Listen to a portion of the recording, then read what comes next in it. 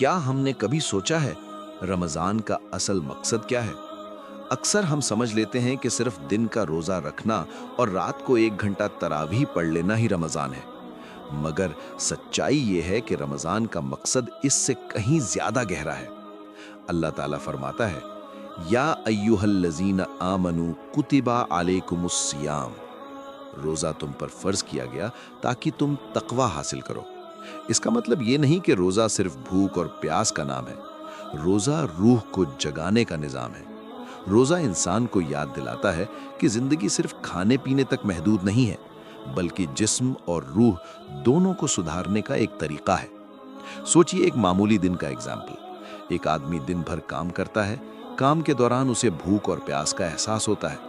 اگر وہ صرف روزہ رکھتا ہے اور اپنی روح کا خیال نہیں رکھتا تو اس کا فائدہ صرف جسم تک محدود رہے گا۔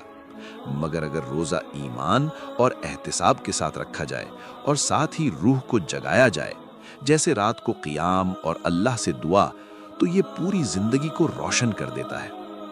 رسول اللہ صلی اللہ علیہ وسلم نے فرمایا، جو شخص رمضان کے روزے ایمان اور احتساب کے ساتھ رکھے، اس کے پچھلے گناہ معاف کر دیے جاتے ہیں۔ اسی حدیث میں آتا ہے، جو رمضان میں قیام کرے ایمان اور احتساب کے ساتھ، اس کے پچھلے گناہ معاف کر دیے جاتے ہیں۔ سوچئے، روزہ اور قیام دونوں کو ایک ساتھ کیوں ذکر کیا گیا؟ کیونکہ روزہ جسم کو کمزور کرتا ہے اور قیام روح کو طاقت دیتا ہے۔ اگر صرف روزہ رکھا جائے تو انسان فزیکلی روشن ہوگا، مگر اندر سے بدلاؤ مشکل ہے۔ اگر صرف قیام کرے اور دن بھر کھانے پینے سے پرہیز نہ کرے تو ڈسپلن نہیں آتا۔ دونوں مل کر انسان کے اندر ایک بیلنس اور روحانی طاقت لاتے ہیں۔ ایک اور حدیث میں آتا ہے کہ روزہ اور قرآن قیامت کے دن شفاعت کریں گے۔ روزہ کہے گا، اے رب، میں نے اسے دن میں کھانے پینے سے روکا۔ قرآن کہے گا، اے رب، میں نے اسے رات کو سونے سے روکا۔ یعنی اصلی قیام وہ ہے جو نیند سے روکے، صرف روٹین عبادت نہیں بلکہ روح کو جگانا ہے۔ سوچئے، ایک آدمی رات کو دیر تک ٹی وی یا موبائل پر وقت گزار رہا ہے، مگر اگر وہ قرآن پڑھنے یا اللہ کی یاد میں وقت گزارتا ہے تو وہ نیند سے روح کو جگاتا ہے۔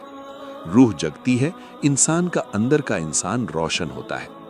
پھر اللہ تعالیٰ فرماتا ہے، وَإِذَا سَأَلَكَ عِبَادِي أَنِّي فَإِنِّي قَرِيبٌ، یعنی جب میرے بندے میرے بارے میں پوچھیں تو کہہ دو میں قریب ہوں۔ یہاں رمضان کا اصل راز کھلتا ہے۔ روزہ جسم کو قابو میں کرتا ہے، قیام روح کو جگاتا ہے، قرآن دل کو روشن کرتا ہے اور دعا انسان کو اللہ سے جوڑ دیتی ہے۔ رسول اللہ صلی اللہ علیہ وسلم نے فرمایا، الدعاء هو العبادہ، یعنی دعا ہی اصل عبادت ہے، لیکن یہ تب ہوتی ہے جب روح زندہ ہو۔ اگر روح سوئی رہے تو نماز صرف حرکت بن کر رہ جاتی ہے۔ سوچئے ایک ریئل لائف ایگزامپل۔ ایک ماں ہے جو دن بھر بچوں کا خیال رکھتی ہے، گھر کا کام سنبھالتی ہے، مگر رمضان میں وہ روزے رکھتی ہے، رات کو قیام کرتی ہے، قرآن کی تلاوت کرتی ہے اور اللہ سے دعا کرتی ہے۔ اس پروسیس میں نہ صرف اس کا جسم مضبوط ہوتا ہے بلکہ روح بھی روشن ہوتی ہے۔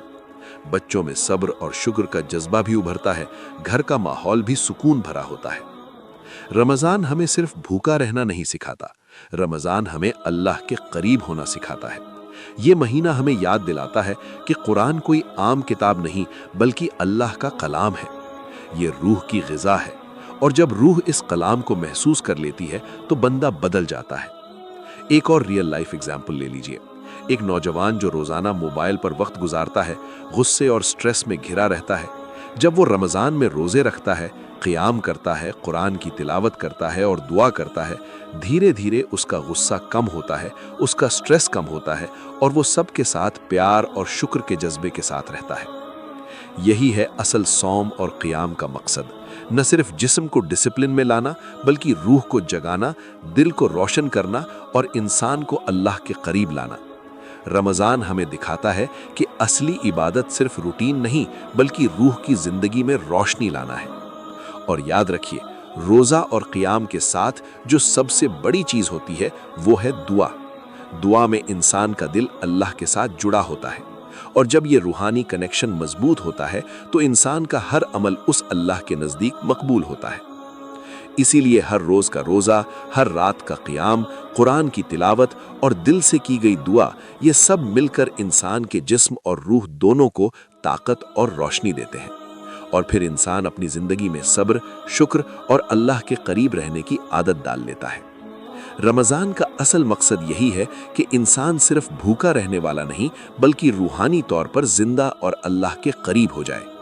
और जब ये समझ आ जाए तो हर रोज और रात का हर अमल, हर सांस, हर खुशी और हर गम सब अल्लाह की इबादत बन जाते हैं।